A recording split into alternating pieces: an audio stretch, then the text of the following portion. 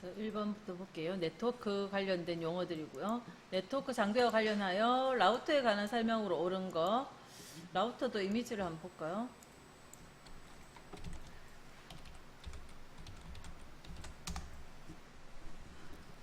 저, 지금 우리 교실 뒤에도 이런 라우터 장치, 그냥 이런 기기 장치 뭐 하나 있어요.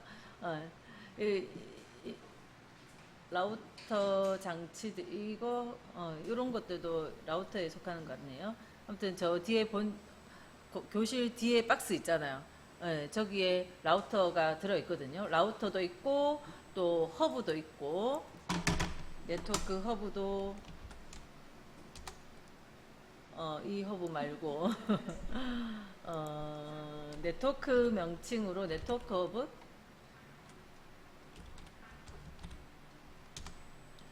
네트워크 허브 장치들도 있고, 여기에 네트워크 인터넷 선들을 쭉쭉 꽂아서 교실에 분배시켜 주거든요. 이런 여러 이제 인터넷망을 구성하기 위해서 여러 장치들이 있어요.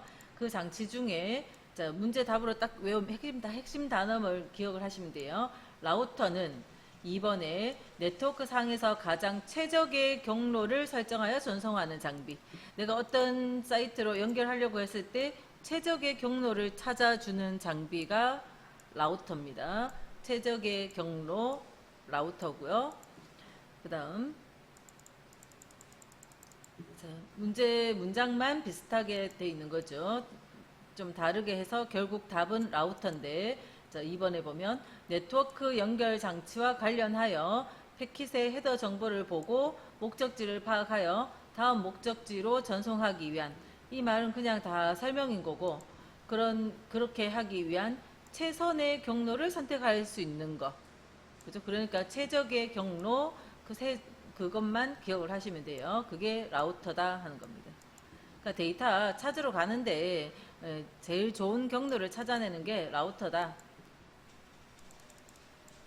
다음 3번에 네트워크 장비인 게이트웨이. 게이트웨이는 출입문이죠. 문인데 어떤 문인가 하면 서로, 자, 4번에 서로 다른 네트워크 간의 데이터를 주고받기 위한 장비이다.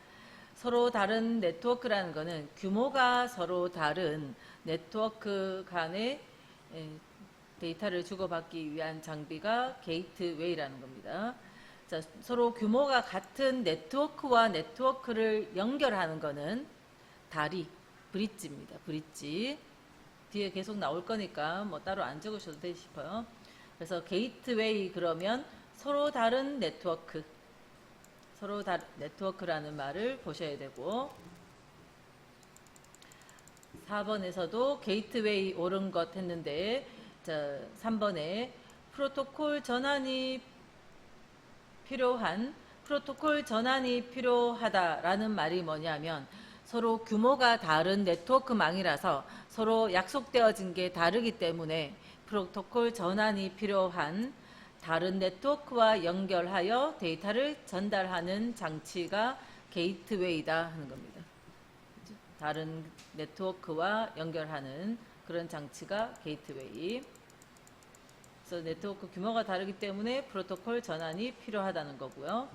자, 그 다음 이제 5번은 정보통신 장비와 관련하여 리피터라는 거는 증폭기, 이렇게 핵심 단어로 기억을 하시면 돼요. 증폭기다. 3번에 감쇄된 전송 신호를 증폭하여 다음 구간으로 전달하는 장비이다. 무선이 아니라 유선일 때 신호가 가다가 신호가 약해지니까 그거를 증폭시켜서 전달하는 거, 리피터다 하는 겁니다. 증폭기, 리피터. 다음 6번 또 마찬가지로 리피터, 답이 리피터죠. 읽어보면 네트워크에서 디지털 신호를 일정한 거리 이상으로 전송시키면 신호가 감쇄되므로 디지털 신호의 장거리 전송을 위해 수신한 신호를 재생하거나 출력 전압을 높여서 전송하는 네트워크 장비, 증폭기다 하는 설명이고요. 그래서 리피터입니다. 7번에 다음 중 정보통신을 위한 디지털 방식의 통신 선로에서 전송 신호를 증폭하거나 재생하고 전달하는 중계 장치.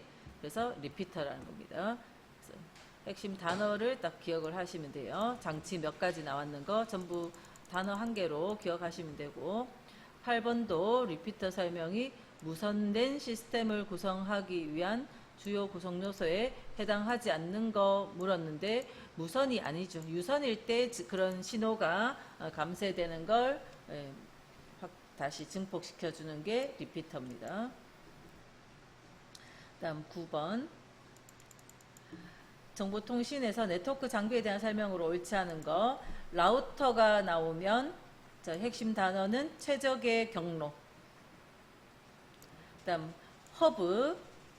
허브는 아까 그림에 여기 봤듯이 여기에 인터넷선, 전화선처럼 생긴 그 인터넷선을 쭉 꽂아서 통신 회선을 우리 교실에 한 대의 회선이 들어오면, 한 대의 회선이 이쪽으로 그죠? 연결돼서 들어오면 여기에 허브를 통해서 인터넷 선들이 쭉쭉 여기에 다 꽂혀요. 네, 뒤에 박스 한번 열어보시면 되고, 그래서 분배해 주는 것이 허브입니다. 자, 앞에서 USB 허브 127곡대까지 할 수 있다 그런 이야기 했죠. 그때도 맹 허브 개념은 똑같은 거예요. 네트워크 구성할 때 여러 대 컴퓨터를 연결하고 각 회선들을 통합 관리하는 장치. 하나의 허브를 통해서 회선이 통합 관리되는 거.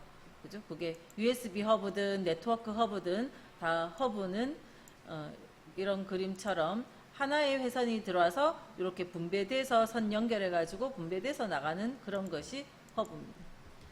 자, 아까 4번의 게이트웨이.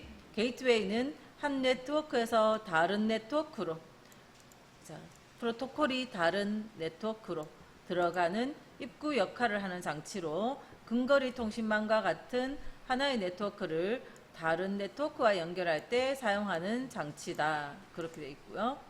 그다음 브릿지, 3번의 브릿지 밑에 설명에 독립된 두 개의, 그러니까 규모가 같은 독립된 두 개의 근거리 통신망끼리 연결되어지는 거, 그게 브릿지입니다.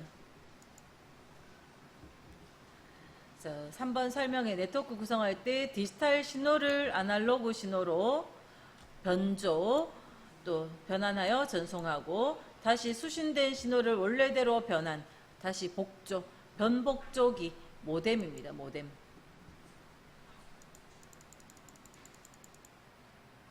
자, 10번 장비 답이 브릿지죠. 브릿지. 그럼 네모 안에 보면 두 개의 근거리 통신망 시스템을 이어주는 접속 장치. 양쪽 방향으로 데이터 전송만 해줄 뿐 프로토콜 변환 등 복잡한 처리는 불가능하다. 네, 같은 네트워크, 그죠? 규모가 같은 네트워크망끼리 연결되니까 프로토콜 변환은 필요 없고 또 불가능한 것이 브릿지라는 거고요. 세 번째 거, 네트워크 프로토콜과는 독립적으로 작용하므로 네트워크에 연결된 여러 단말들의 통신 프로토콜을 바꾸지 않고도 네트워크를 확장할 수 있다. 아까 게이트웨이는 프로토콜 변환이 필요하다, 서로 다른 네트워크다 이렇게 이야기하고 있고, 브릿지는 규모가 같은 두 개의 통신망끼리 연결된다, 뭐 이런 식으로 설명하고 있죠.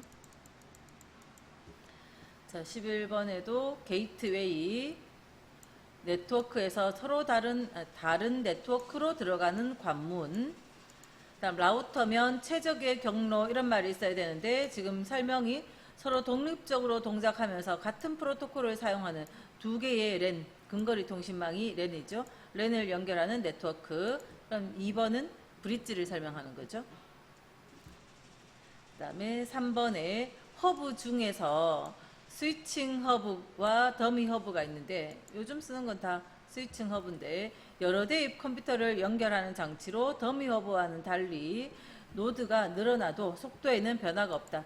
한 대의 허브에 연결되어지는 것을 다 노드라 하죠. 연결되어지는 컴퓨터에 연결되는 인터넷망이 선이 연결되면 그 부분을 노드라 하는데, 여러 컴퓨터에 연결이 돼도 속도 변화가 안 생기는 것이 스위칭 허브. 다 대부분 요즘 스위칭 허브를 쓰겠죠. 더미 허브는 많이 연결되면 속도가 떨어져요. 인터넷 속도가 떨어져 버리는 게 더미. 그다음 리피터. 증폭기죠. 디지털 방식의 통신 선로에서 전송 신호를 재생하거나 출력 전압을 높여서 리피터 증폭기. 다음 12번에 네트워크 장비의 하나인 허브에 대한 설명. 옳지 않은 거. 허브는 1번에 네트워크 구성할 때 한꺼번에 여러 대의 컴퓨터를 연결하는 그런 장치가, 통신회선에 연결하는 장치가 허브고, 2번에 OSI 7계층 중에서 인터넷의 네트워크의 개념 중에 OSI 7계층이라는 용어가 있고요. 그 중에서 그 7개의 계층 이름들 중에 물리 계층에 사용되는 장비가 네트워크 허브다 하는 거죠. 물리 계층. 그 다음에 3번에 허브 종류에는 더미 허브와 스위칭 허브가 있고, 4번 설명이 일반적으로 스위칭 허브보다 더미 허브 속도가 빠르다 했는데 아니었죠. 아까 앞에서 봤듯이 스위칭 허브가 속도 안 느려지는 더 좋은 거다, 이렇게 기억을 할게요.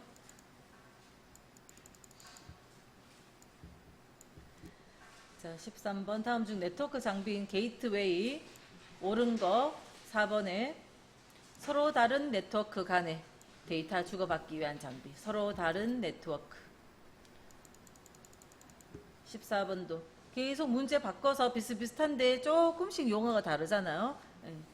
그래서 비슷하게 된 문제 계속 올려놨으니까 보시면 되고, 게이트웨이 기본 역할에 대한 설명으로 옳은 거. 현재 위치한 네트워크에서 다른 네트워크로 연결할 때 사용하는 것이 게이트웨이라는 겁니다. 다른 네트워크로 프로토콜을 변환시켜서 다른 네트워크로. 자, 15번의 답은 지금 모뎀이죠. 모뎀은 자, 문제가 다음 중 컴퓨터 내부의 디지털 신호를 전화선을 통해 전송할 수 있도록 아날로그 신호로 변조해주고, 전화선을 통해 전송된 아날로그 신호를 컴퓨터 내부에서 처리할 수 있도록 디지털 신호로 복조해주는 그런 역할, 변복조. 그게 모뎀 장치다 하는 겁니다. 디지털을 아날로그로, 아날로그를 디지털로. 16번도 같은 설명이죠. 모뎀. 1번에 컴퓨터 내부의 디지털 신호를 아날로그 신호로 바꿔주는 거, 요게 모뎀이다.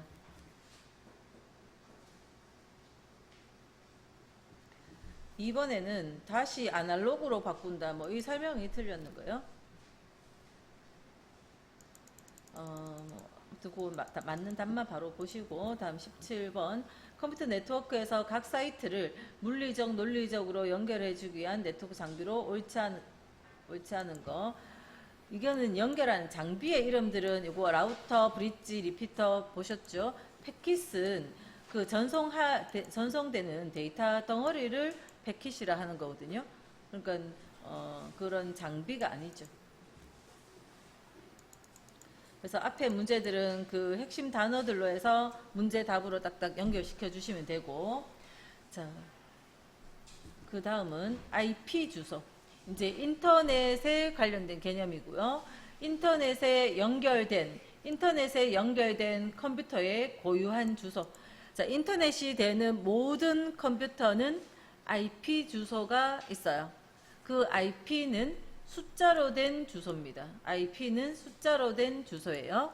근데 그 숫자가 IPv4라는 방식은 이런 형식으로 되어 있는데, IPv6는 이런 형식의 주소예요. 이게 숫자입니다. 자, IPv4는 자, 요 숫자 단위가 IPv4는 32비트를 8비트씩 내부분. 그러니까 8비트가 우리 앞에서 2의 8승 8비트가 있으면 2의 8승 얼마예요? 256이죠. 그러면 256가지의 정보를 표현할 수 있는 게 8비트잖아요. 그러면 숫자로 표현하면, 십진수 숫자로 표현하면 0부터 시작하면 255까지. 그래서 요거 한 자리가 8비트짜리입니다. 8비트씩 점을 찍어서 4개의 주소로 표현할 수 있는 8비트씩 내부분. 그래서 32비트. 그죠? 84, 32. 총 32비트를 점을 찍어서 점으로 구분하는 주소가 IPv4. 32비트니까 자, 이거로는 주소가 옛날에 우리가 인터넷 쓰던 초창기는 어때요? 집에 한 대씩 있는 컴퓨터에 인터넷 되면 되죠. 근데 스마트폰 나오고 난 다음부터는 각자가 다 인터넷이 되잖아요. 그러니까 IP 주소가 고갈되어져 가고 있어요. 그래서 IPv6가 나온 거고, IPv6는 16비트씩, 요 한 자리가 16비트. 16비트면, 아까 8비트는 2의 8승이니까 10진수로 이렇게 표현할 수 있는데, 16비트면 2의 16승이니까 숫자가 너무 크잖아요. 그래서 10진수, 요거는 10진수 숫자로 표현한 건데, 이거는 10진수 숫자로 표현 못하고, 16진수 형태로, 16진수 형태로. 그래서 16진수면 뭡니까? 10진수, 2진수는 0, 1, 10진수는 0에서 9까지, 9보다 하나 더 크면 1, 0 이렇게 가는 게 10진수고, 그 다음 0, 9까지 가고 난 다음에 A, B, C, D, E, F까지 10진수로 따지면 15개가 지나고 이거보다 하나 더 큰 게 1, 0 이렇게 가는 게 16진수다 했어요. 그래서 주소에 이렇게 A, B, C, D, E, F까지 이런 것들이 D, A 이런 숫자가 나오면 이거는 16진수로 표현되어졌다라는 거고, 한 자리에 주소가 16비트씩 콜론 기호를 붙여서 콜론 기호로 8개 부분으로 16비트씩 8부분, 그래서 128비트 주소 체계가 IPv6입니다. 그러니까 총 2에 128비트가 되니까 그만큼 이제는 모든 네트워크가, 그죠? 스마트폰들끼리 다 연결이 될 수 있는 거죠. 그래서 16비트씩, 한 자리가 16비트씩 8개. 그래서 128비트. 요 자리를 표현하는 방식은, 이거는 10진수 표현인데 요거는 DA 적힌 거 봐서는 16진수 형태로 표현되어져 있고, 그래서 IPv4 방식이면 예를 들어서 0에서 255까지만 표현되니까 뭐 256점 뭐 이런 식으로 어떤 숫자가 적혀 있으면 이거는 아니라는 거죠. 이런 주소는 없어요. 그죠? 이런 주소는 없다. IPv4 방식일 때는. 자, IPv4는 점으로, 그 다음 IPv6는 콜론 기호로, 점 2개짜리 콜론 기호로 표현을 합니다. 자, 18번에 현재 IP 주소의 고갈로 인하여 IPv4 체계에서 V6 체계로의 변경이 불가피해지고 있다. 다음 중 IPv6에 사용하는 주소 비트 수는 16비트씩 8개, 128비트, 128비트 외울게요. 네, 128비트고요. 자, 그다음 19번 옳지 않은 거 비교했는 거에 IPv4는 32비트, 8비트씩 4부분, IPv6는 16비트씩 8부분 해서 128비트.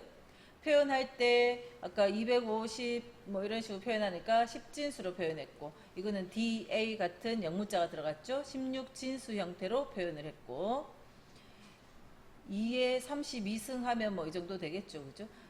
43억 개, 이거는 43억의 4제곱만큼의 주소를 표현할 수 있고, 자, 요 구분할 때 IPv4가 점으로, IPv6가 콜론으로, 그죠? 이렇게 표현되어져야 되는. 20번. 자, IPv4 옳지 않은 거. IPv4는 자, 1번에 점으로 구분되고, 2번에 각 자리는 0에서 256이 아니고 2의 8승 256은 0부터 하니까 255까지 숫자로 표현되어지고, 4자리로 구분되면 10진수 숫자로 표현된다. 구분되며겠죠. 아무튼 4자리로 구분되고요. 10진수 숫자로 표현이 됐고, 그 다음에 전체 32비트, 8비트씩 4개, 32비트 주소 체계다. 다음 21번 옳은 거.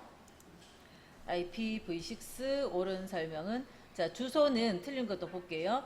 8비트씩이 아니고 16비트씩 8개, 16비트씩 8개, 총 128비트는 맞고요.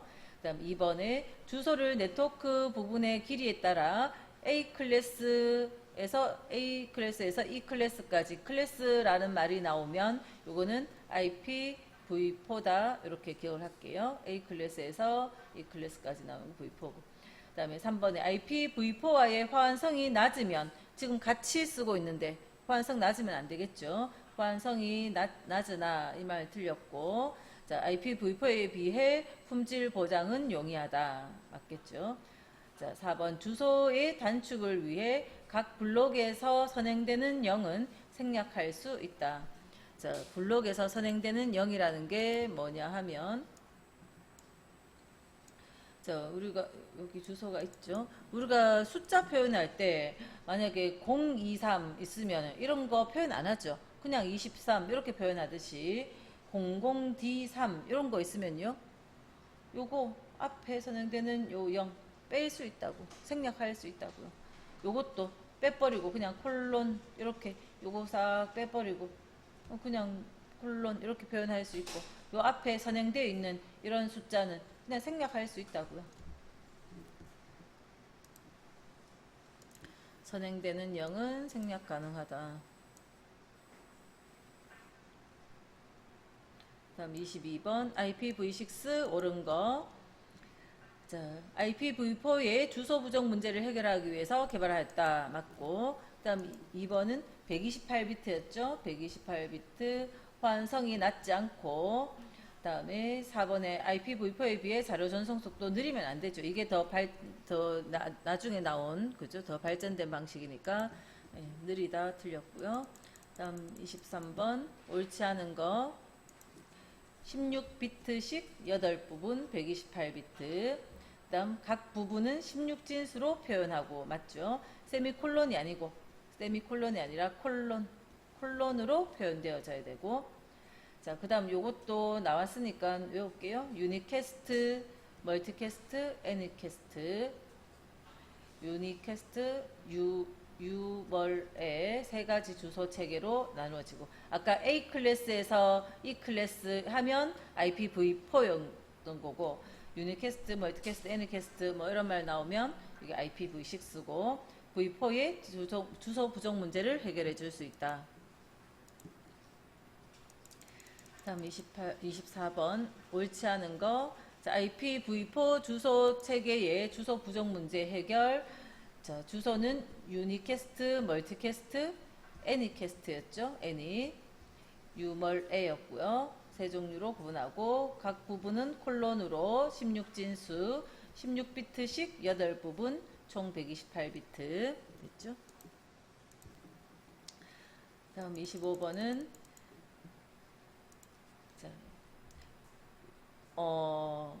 우리나라의 공식 인터넷 주소 자원을 관리하는 조직으로 IP 주소와 도메인 이름의 등록 관리뿐만 아니라 인터넷 주소 자원에 관한 정책 연구, 제도 개선, 인터넷 이용 활성화를 위한 지원, 국제 인터넷 주소 관련 기구와 협력 등의 업무를 수행하는 것. 자, 제일 중요한 말은 도메인 이름의 등록 관리. 자, 아까 좀 전에 IP 주소를 이야기했어요. 숫자로 된 IP 주소는 인터넷에 연결되는 모든 컴퓨터는요, 뭐가 있어야 된다고요? IP가 있어야 돼요. 자, 그런데 이 IP는 숫자로 돼 있잖아요. 그러면 그 내가 네이버 주소를, 네이버에 인터넷이 되는 네이버에 숫자 적어서 접속하시나요? 자, 물론 우리는 검색해서 찾아가기도 하지만 네이버를 찾아갈 때 네이버 주소를 적죠. 이렇게 문자로 된 이 주소, 이게 도메인 네임입니다. 이게 도메인 네임이에요. 도메인 명인데 모든 컴퓨터가 그럼 다 도메인 명이 있어야 되나요? 그건 아니죠. 우리처럼 컴퓨터 인터넷 이용하고 있는 폰이나 컴퓨터에 도메인이 있을 필요가 없잖아요. 그죠? 근데 내가 홈페이지를 만들고 내 홈페이지에 누군가 들어오기를 원하면 도메인을 갖고 있어야 찾아가기가 쉽겠죠. 그래서 문자로 된 주소는 다 있어야 되는 건 아닙니다. 그런데 이 도메인과 IP가 하나의 IP가 여러 도메인 뭐 이렇게 되진 않겠죠. 1대1로 연결되어질 거고요. 이런 내가 도메인을 적으면 요 IP로 딱 바뀌어져야 컴퓨터는 IP만 알거든요. IP를 가지고 찾아가거든요. 그러니까 내가 도메인 인터넷 주소를 네이버.com 이렇게 적어주면 그 도메인에 해당되는 IP로 변환해서 그 IP가 있는 쪽으로 찾아가서 정보를 불러오기 때문에 도메인을 IP로 바꿔주는 도메인 네임에 대한 정보를 갖고 있는 도메인 네임 시스템, 도메인 네임 서버라고 해서 DNS가 있습니다. 그죠? 그래서 일단 이런 인터넷 주소인 도메인을 똑같은 걸 내가 마음대로 지워버리면 곤란하죠. 한 군데에서 관리를 해야 돼요. 그죠? 인터넷망 자체 모든 내용을 관리하는 게 아니라 주소를 관리한다는 겁니다. 이런 여러 가지 이런 것들을 관리하는 것을 하는데 그런 국내에 이런 도메인을 관리하는 곳의 이름이 KRNIC이에요. 그래서 우리가 도메인명 중에 MBC 주소는 imbc.com을 쓰고 있는데 KBS는 kbs.co.kr 이런 주소를 사용하고 있거든요. 자, 요런 주소를 사용하는 곳은 .kr 이렇게 붙은 주소는 다 KRNIC에서 관리하는 거예요. .com이라고 했는 요거는 미국에서 관리하는 거고 그 미국의 요 도메인을 관리하는 기관의 이름이 인터닉입니다. 인터닉. 국내의 도메인 이름 관리하는 곳은 KRNIC.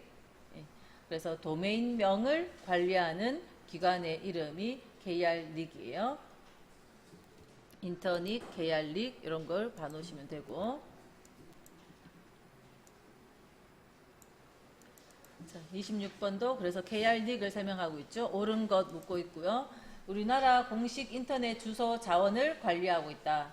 IP 주소 할당 및 관리, 도메인 이름 등록 및 관리, 후이즈 운영 관리 뭐 이런 걸 수행하고 인터넷 주소 지원센터 운영 및 보안 강화 업무를 수행한다. 이게 KRNIC이라는 겁니다. 인터넷 주소 관리한다. 그러면 뭐 KRNIC 이렇게 하시고 다음에 27번 옳지 않은 거. 인터넷 연결을 위해서는 IP 주소 또는 도메인 네임 중 하나를 배정받아. 자, 뭘 배정받아야 돼요? IP 주소가 있어야 됩니다. 도메인이 아니고. 이거는 필수가 아니라 있어요. IP가 있어야 돼요.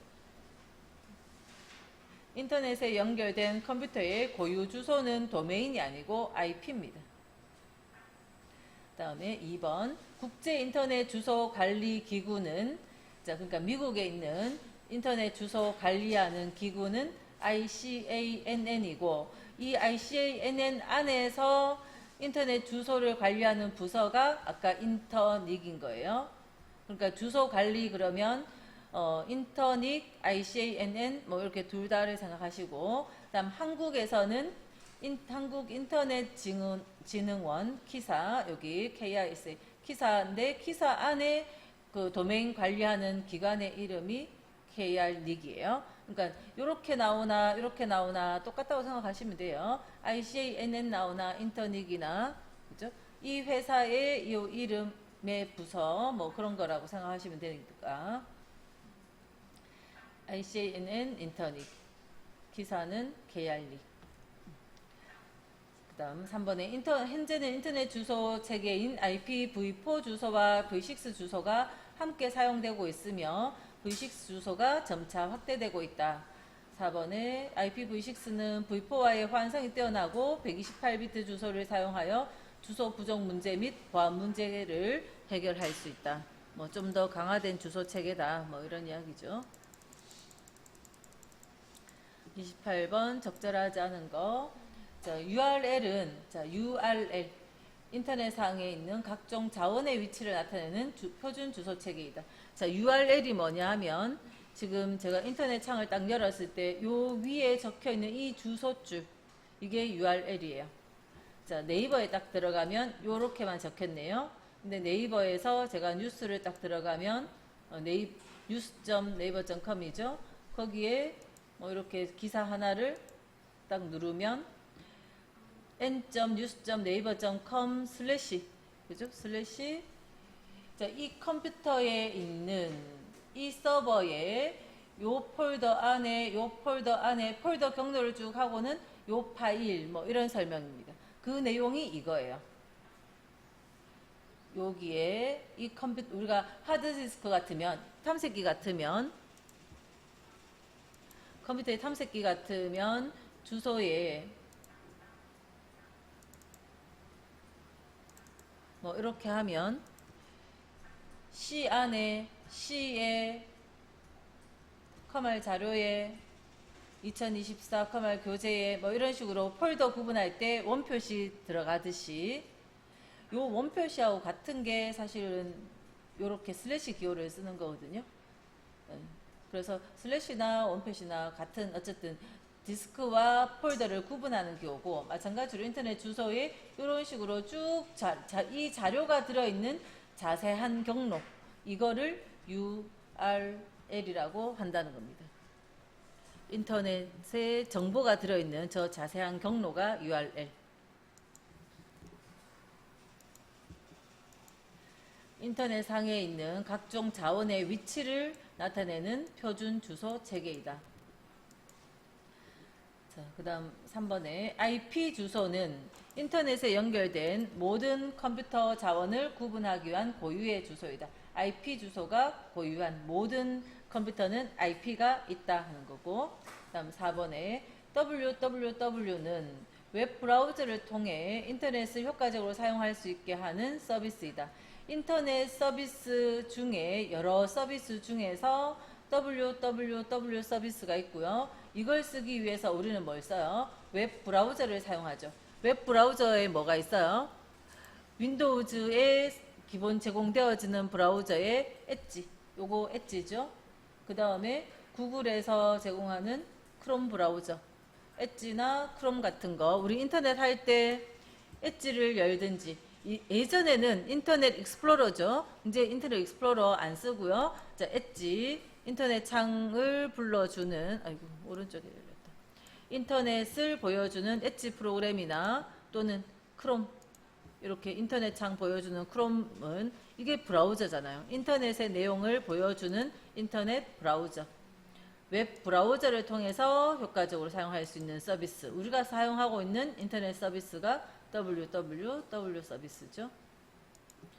자, 2번에 인터넷은 TCP/IP 프로토콜을 통해 이거 이제 프로토콜이라는 용어는 통신 규약, 약속, 자료를 주고받을 때 사용되어지는 약속입니다. 자, 그 약속에 인터넷을 할 때에 사용되어지는 통신 프로토콜을 TCP/IP라 합니다.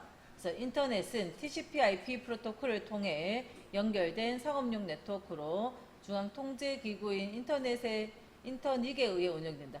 인터넷 자체가 인터닉이 다 관리하는 게 아니고 인터닉은 주소만 관리하는 거잖아요. 그죠? 주소를. 중앙 통제하는 기구 아니고 그냥 주소 관리하는 기구입니다. 그래서 이걸 틀렸다 해놓은 거고요. 밑에 설명에 국제 인터넷 정보센터로 마지막 글자가 인터넷 도메인명의 끝자가 아까 mbc.com 하듯이 com이나 net이나 org 등 최상위 도메인을 제일 끝에 게 최상위인 거죠. 도메인을 유지 관리하던 조직이었으나 뭐 이걸로 비영리 기구인 ICANN이 새롭게 최상위 도메인 관리자로 지정됐다. 뭐 이렇게 됐네요. 자, 인터넷은 중앙 통제 기구는 없고 사용권에 그냥 제한이 주소를 관리하고 있으니까 사용권에 제한만 있다. 29번에 인터넷 환경에서 사용되는 DNS, 아까 도메인 네임의 정보를 갖고 있는 DNS, 도메인 네임을 숫자로 된 IP 주소로 바꿔주는 거. 우리는 도메인을 썼지만 접속할 때 네이버로 갈 때 IP를 찾아가지고 접속을 하죠. 그래서 IP 주소로 바꿔주는 게 DNS다 하는 거고요. 그러니까 만약에 DNS 서버에 문제가 생기면 내가 도메인을 적었을 때 못 찾아가고 IP 주소를 적어주면 접속할 수 있는 거죠. 어쨌든 도메인을 숫자로 된 IP로 바꾸는 것이 DNS입니다. 자, 30번도 인터넷 사용할 때 문자로 된 도메인을 숫자로 구성된 IP로 바꿔주는 거 DNS.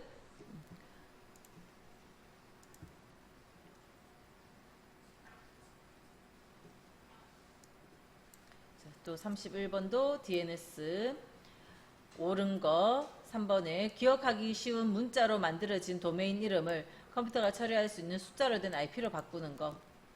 그게 DNS다. 거고요.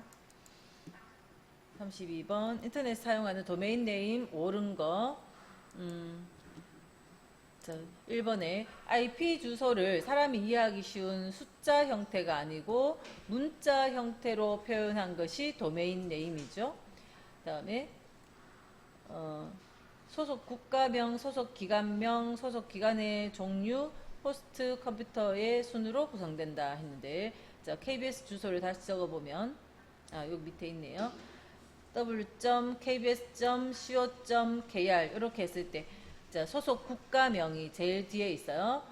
한국에 있는 기업체인데 이름은 KBS고 KBS 안에도 여러 컴퓨터가 있겠죠. 거기에 메인 컴퓨터로 이제 WW 컴퓨터 이런 거죠. 아까 뉴스면은 news.kbs.co.kr 이런 식으로 바뀔 거고. 그래서 소속 국가명, 소속 기관의 종류, 기관명, 호스트 컴퓨터명. 그죠? 컴퓨터의 이름이 제일 앞에 오고. 그래서 순서가 거꾸로 되어 있는 거고요. 그 다음 3번의 킥돔은 2단계 체계와 같이 도메인을 짧은 형태로 줄여 쓰는 거다. 지금 아까 여기 크롬 브라우저에 갔더니 네이버 주소를 네이버.com 뭐 이렇게 자세하게 안 적고 그냥 네이버.com 이렇게 짧게 표현이 되어져 있네요. 그다음 4번에 국가가 다른 경우에는 중복된 도메인 네임을 사용할 수 있다. 아니죠. 국가가 다르면 아까 COM이라는 확장 마지막 이거를 쓰면은 그거는 아까 ICANN에서 관리한다 했고 요렇게 된 거를 쓰면은 KR6에서 관리한다 했으니까 그죠? 그렇게 관리하고 있기 때문에 중복된 도메인도 있을 수 없어요. 그죠? 중복된 도메인도 있으면 곤란하죠. 자, 33번은 인터넷에 존재하는 정보나 서비스에 대해 접근 방법, 존재 위치, 자료 파일명 등의 요소를 표시하는 거. 자, URL입니다. 그죠? 인터넷의 주소, 그게 URL인데 왜 이런 다른 뭐 설명들을 더 해놓는가 하면 엣지로 들어가 볼까요? 주소 앞에 아까 지금 크롬 브라우저에서는 앞에가 싹 다 생략돼 가지고 안 보이니까 이런 부분 볼까요? HTTPS 보안이 강화된 www 서비스의 인터넷 서비스 중에 www 서비스 우리가 쓰고 있는 인터넷입니다. 자, 이거의 프로토콜은 HTTP라는 프로토콜을 쓰고 있고요. 보안을 강화시켜 놓은 것은 S를 붙였고요. 그 다음에 콜론 슬래시 2개 하고 도메인명이 이렇게 들어가 있는 거예요. HTTPS에 콜론 슬래시 2개 도메인. 그 다음에 거기에서 다시 제가 뭐를 누르면 요 도메인에 뭐 또 이런 식으로 누르면 자세한 경로가 이거 속에 다시 이거 뭐 이런 식으로 들어가잖아요. 그래서 프로토콜 정보도 있고 서버 정보도 있고 여러 정보가 다 자세한 경로가 나와 있는 것이 URL입니다. 그래서 문장을 다시 보면 인터넷에 존재하는 그 정보나 서비스에 대해 접근 방법, 프로토콜이 접근 방법이잖아요. 접근 방법, 존재 위치, 자료 파일명 등의 요소를 표시한다. 이렇게 설명해 놓은 거예요. 저 URL을. 그 다음 34번도 인터넷상에 존재하는 각종 자원의 위치. 요 URL의 L자가 로케이션. 자원의 위치를 나타내는 위치를 같은 형식으로 나타내기 위한 표준 주소 체계가 URL이라는 거죠. 자, 35번에 그런 URL의 형식, URL은 제일 앞에 있는 HTTPS 적혀 있는 것이 프로토콜이라 했어요. 프로토콜. 그 다음에 그 호스트 서버의 주소, w.naver.com 같은 서버의 주소. 이 서버에 들어가는 문이 몇 개 있을 수 있죠. 이런 포트 번호는 보통 생략돼서 안 보이지만 포트 번호가 요 서버에 뭐 몇 번 문, 그죠? 포트 번호가 붙을 수 있고요. 콜론 포트 번호 붙을 수 있고, 거기에 들어갔을 때 그 해당되는 자료의 이름, 파일 경로, 어떤 폴더 안에 뭐 어떤 파일 이런 식으로 경로가 적혀지는 겁니다. 요 서버의 관문의 문의 역할을 하는 포트가 몇 번 포트인지 적혀지기도 하고, 생략될 때 이렇게 갈로가 붙는 거예요. 그래서 제일 앞에는 일단 HTTP 붙은 건 프로토콜이에요.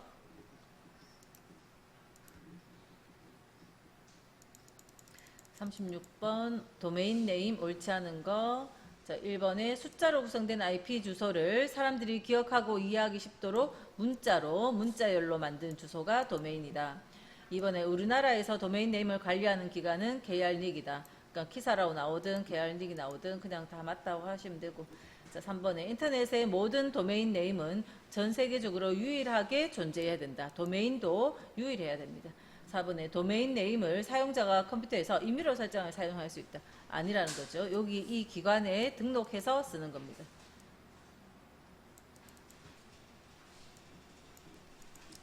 37번 다음 중 인터넷 사용하는 주소에 대한 설명으로 옳지 않은 거. 1번 도메인 네임은 숫자로 된 IP 주소를 사람이 이해하기 쉬운 문자 형태로 표현한 것이고, 2번 KRNIC에서 부여하는 도메인 네임은 호스트명, 소속기관명, 소속기관의 종류, 소속국가, 그 순서대로 KBS 주소를 생각하시면 될 거고요. 그 다음 3번 도메인 네임과 IP 주소는 전 세계에서 중복되지 않는 고유한 주소로 사용되는 거고, 그 다음 4번에 IPv4는 32비트, IPv6는 128비트. 그래서 이거 틀렸네요. 자, 그럼 38번 문제는 아까 그 주소에서 소속 기관의 종류. 자, 소속 기관의 종류가 학교일 때 초등학교는 ES, 중학교는 MS, 고등학교는 HS, 대학교는 AC. 자, 대구시청 사이트다. 그러면 대구.go.kr 마지막에 go라고 붙거든요. 정부기관엔 go, 기업체는 co, 개인은 pe, 개인 도메인을 발급했다면 pe라고 붙습니다. 그 다음 인터넷 프로토콜. 자, 프로토콜은 일단 통신규약이고, 그 통신규약들이 네트워크와 네트워크 연결되는 그 각 단계마다 프로토콜이 다 있어요. 자, 각 단계마다 프로토콜이 있는데, 인터넷이라는 환경은 서로 다른 네트워크죠. 자, 네트워크에서 서로 다른 기종 간의 데이터 전송 시 원활한 정보 교환이 가능하도록 절차 등을 규정해 놓은 그런 통신규약, 그런 프로토콜은 TCP/IP입니다. 인터넷 프로토콜은 서로 기종이 다른 컴퓨터들 간에 연결이 되어지는데, 그럴 때 사용하는 인터넷 프로토콜, 또 서로 다른 기종 간에 연결되는 프로토콜, 뭐 이런 식으로 물으면 TCP/IP라고 하시면 되고요. 자, 39번이 원격지에 있는 서로 다른 시스템과의 원활한 통신이 가능하도록 상호 간에 준수해야 하는 규범. 자, 서로 약속되어진 통신 규약을 프로토콜이라 한다 하는 겁니다. 통신 규약, 그걸 프로토콜이라 하고요. 40번 네트워크 연결을 위하여 사용하는 프로토콜에 대한 설명 옳지 않은 거. 자, 1번에 통신을 원하는 두 개체 간에 무엇을 어떻게 언제 전송할 것인가에 대해 약속한 통신 규정이다. 3번에 프로토콜에는 흐름 제어, 동기화 기능, 에러 제어 기능이 있다. 4번에 인터넷에서 사용하는 대표적인 프로토콜은 TCP/IP다. 인터넷 프로토콜은 TCP/IP다. 2번에 프로토콜 전환이 필요한 다른 네트워크와 연결하기 위해서는 브릿지가 사용된다. 아까 브릿지는 뭐라 했어요? 프로토콜 전환 안 해도 되는 독립된 두 개의 네트워크가 연결되는 거. 그게 브릿지였죠. 전환이 필요하면 게이트웨이죠. 자, 41번 인터넷 사용하는 TCP/IP 프로토콜에서 TCP에 해당하는 설명으로 옳은 거. TCP 프로토콜, IP 프로토콜 합해서 TCP IP인데, 자, 옳지 않은 거 됐으니까 맞는 거 그냥 한번 읽어 놓으시고요. 여러분들 혼자 읽으실 수 있죠. 자, 넘어갈게요. 다음에 42번. ISP, 인터넷 서비스 프로바이더. 인터넷 서비스 해주는 업체, KT나 뭐 SK나 U+나 이런 거. 자, 이런 업체에서 각 컴퓨터의 IP 주소를 동적으로 할당해줘요.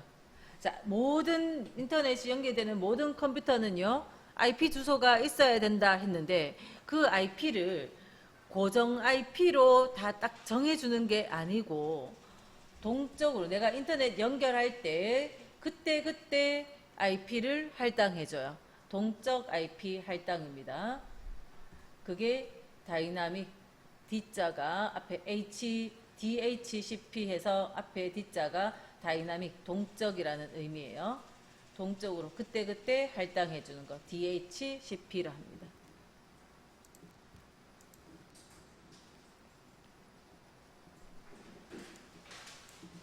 자, 43번. 다음 중 인터넷에서 서버와 사용자의 인터넷 브라우저 사이에서 하이퍼텍스트 문서를 전송하기 위해 사용되는 통신규약.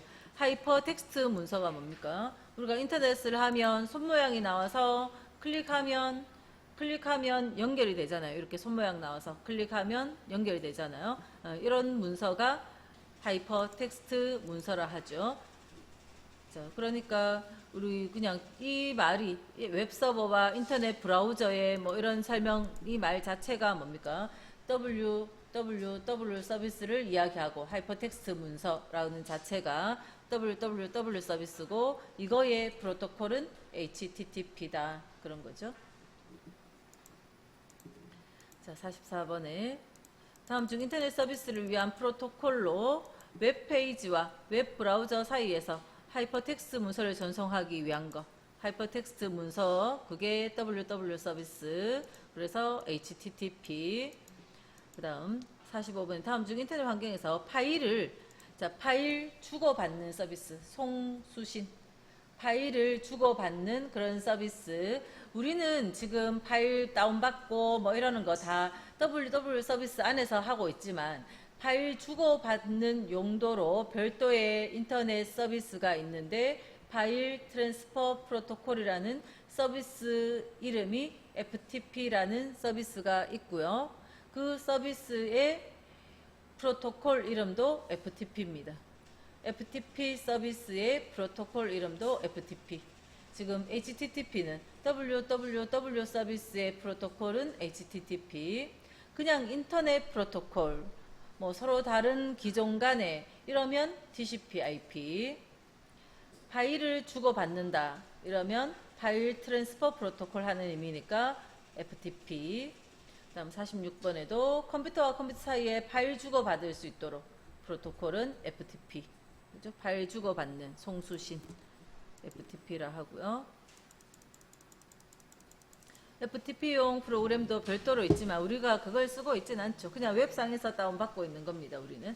자, 그래서 문제 내는 이것들을 그냥 우리가 사용해봤는 경험에 비춰서 아, 저런 서비스가 있구나, 그냥 그렇게 생각을 하시는 거예요. 그 다음에 47번. 다음 중 FTP 프로그램을 수용할 수 없는 거. 자, 파일을 주고받는 FTP 서비스에 접속을 했을 때, 그 서버에 접속했을 때 그 FTP 서버로 파일을 업로드, 보내고 다운로드 받을 수 있어요. 보내고 받는 FTP 서버로 권한만 있으면 업로드, 다운로드 받을 수 있고, 또 잘못 올렸으면 또 삭제도 할 수 있는데, 자, 원격지의 FTP 서버에 있는 응용 프로그램을 바로 다운받아서 내 컴퓨터에서 실행하는 거죠. 원격지에 있는 서버에 있는 응용 프로그램을 바로 실행은 못 시킨다 겁니다. 그 원격지 서버에 있는 프로그램 실행시키고 싶으면 내 컴퓨터에 다운받아가지고 설치해서 실행을 해야죠. 프로그램을 사용하는 게 아니고 거기에 파일, 자료가 있는 겁니다. 프로그램 파일이든 데이터 파일이 있는 겁니다. 48번에 인터넷 사용하는 FTP 프로토콜에 관한 설명으로 옳지 않은 거.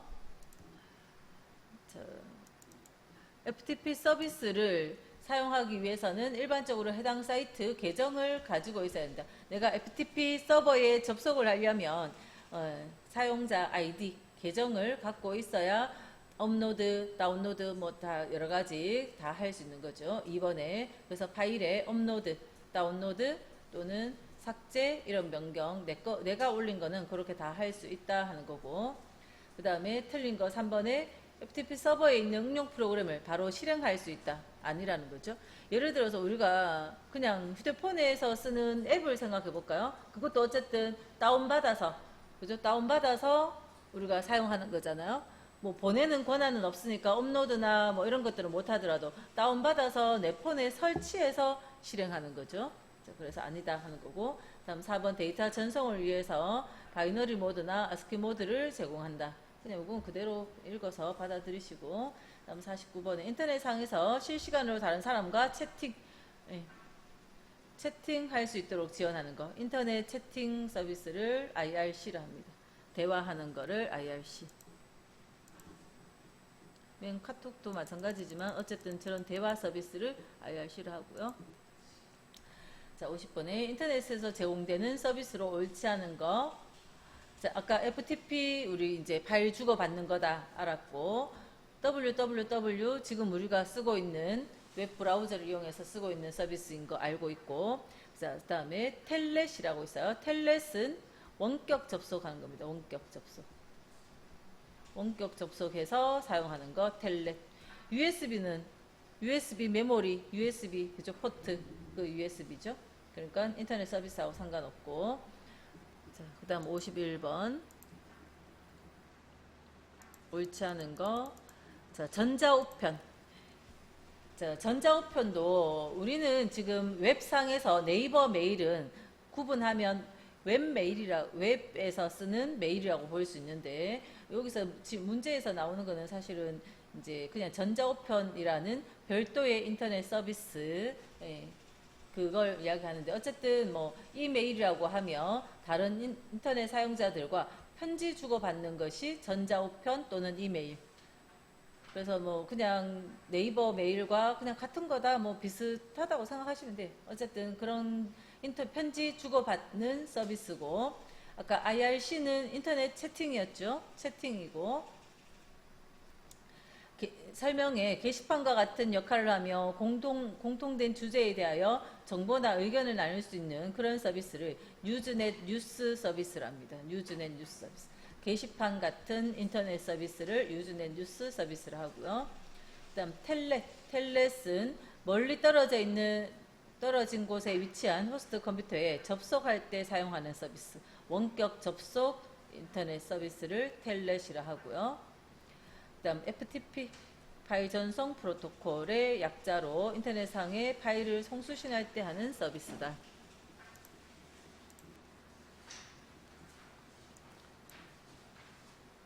그다음 전자우편. 자, 이메일 전자우편 옳지 않은 거. 자, 우리가 사용했는 이메일 서비스 네이버나 다음이나 이런 데서 썼던 그거를 생각하면서 보시면 돼요. 옳지 않은 것은, 자, 1번에 한 사람이 동시에 여러 사람에게 전자우편 보낼 수 있죠. 받는 사람 자리에 이메일 주소를 쉼표 찍어서 여러 개 적어 주거나, 아니면 주소록을 관리해서 단체 주소록에 한꺼번에 보내거나 뭐 이렇게 할 수 있거든요. 그래서 동시에 여러 사람 이메일 주소를 적어서 보낼 수 있고요. 그 다음 3번에 SMTP 인터넷 전자우편 이메일 서비스의 프로토콜. 자, 이메일 서비스의 프로토콜에 편지 보낼 때 SMTP 밑에 있죠. 전자우편 프로토콜에 보낼 때 심플 메일, 그래서 M입니다. M. N이 아니고 M. 심플 메일 뭐 트랜스퍼 프로토콜 해서 편지 보낼 때 SMTP, 받을 때 POP3. 그다음에 우리 편지 보낼 때 첨부 파일 보내잖아요. MIME, 미메라는 MIME, 그다음 IMAP 해서 전자우편에 관련된 프로토콜 이름이 네 가지나 있기 때문에 요거는 요것만으로 별도로 문제를 내기도 하고요. 그래서 프로토콜에 SMTP, POP3, MIME, 또 IMAP까지 그런 프로토콜이 사용되고, 다음 4번에 전자우편 주소는 사용자 아이디 골뱅이 호스트 주소. 그러니까 내 아이디가 ABC다. 그러면 ABC 골뱅이 네이버에서 가입을 했다. 그러면 네이버.com 이렇게 들어가는 거죠.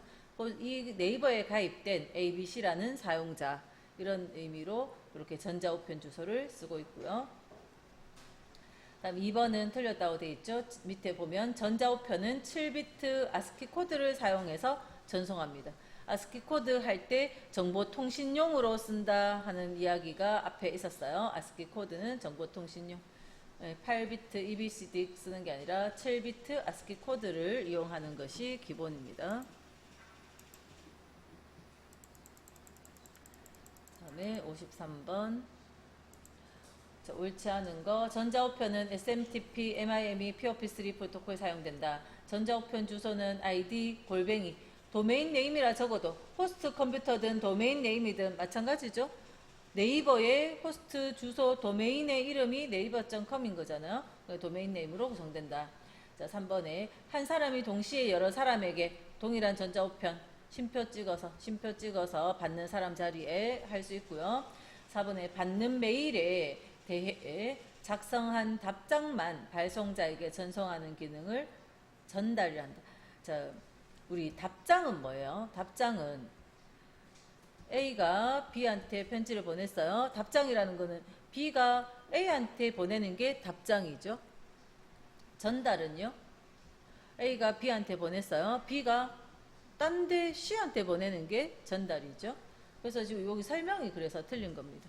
그죠? 작성한 답장만 발송자에게 보낸 사람한테 보내는 건 전달이 아니죠. 답장이죠. 54번에 POP3 프로토콜은 편지 받을 때, 자, 그래서 옳은 거 바로 보면 원격 서버에 접속하여 이메일 사용자가 컴퓨터로 가져오기 위한 프로토콜. 편지 받을 때. 저 네이버에 가입돼 있으면 네이버 망에 내 편지함이 있고 여기 편지가 들어있는 거를 내가 인터넷으로 연결해서 여기 거 가져오는 거잖아요. 인터넷 로그인 해가지고 요 편지 내 컴퓨터로 읽거나 아니면 다운받거나 뭐 그런 걸 하죠. 그래서 편지를 사용자 컴퓨터로 가져오기 위한 거, 읽어보기 위한 거, 그게 POP3다 하는 거죠. 편지를 보내는 게 SMTP고. 다음 55번에 또 마찬가지로 POP3 설명을 이렇게 해놨네요. 메일 서버에 도착한 메일을 사용자 컴퓨터로 가져와서 관리하는 거, 사용자 컴퓨터로 열어보는 거, 그게 POP3다. 2번 설명 볼까요? 사용자의 컴퓨터에서 작성한 메일을 다른 사람의 계정이 있는 곳으로 전송해 주는 거, 편지 보내는 거, 그래서 SMTP고. 3번에 웹브라우저가 지원하지 않는 각종 멀티미디어 파일, 우리 문서 파일 같은 거 작성했는 멀티미디어 파일의 내용을 확인한 후 실행하게 해주는 거는 첨부 파일 보내도록 도와주는 거는 MIM이다. 됐고요. 그 다음 56번. 자, 56번에 전자우편 옳지 않은 거. 아까 8비트 유니코드도 아니고 7비트 아스키다. 이렇게 외우시면 되겠죠. 7비트 아스키. 다음 2번에 전자우편 주소는 사용자 아이디 골뱅이 호스트 주소. 그다음 SMTP, POP3, MIME. 그다음 보내고 받고 뭐 첨부하고 전달하고 답장하는 이런 기능들 다 있죠. 전달 기능도 있습니다. 그죠?